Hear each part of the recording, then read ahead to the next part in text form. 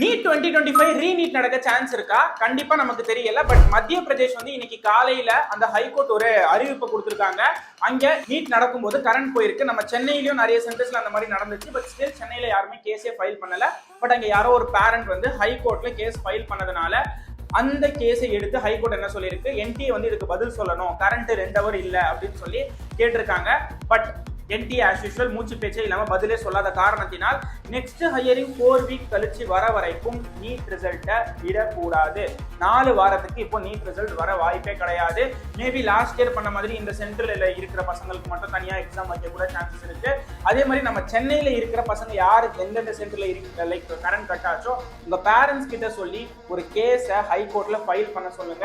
நமக்கும் இதுக்கு ஏதாச்சும் ஜஸ்டிஸ் கிடைக்க சான்ஸ் இருக்கு. மேபி கிரேஸ் மார்க்ஸ் ஆர் திருப்பி அந்த சென்டர்ல இருக்கிறவங்க மட்டும் தனியா ஒரு பேப்பர் வச்சு கண்டக்ட் பண்ற சான்ஸ் இருக்கு. நிறைய பாசிபிலிட்டிஸ் இருக்கு.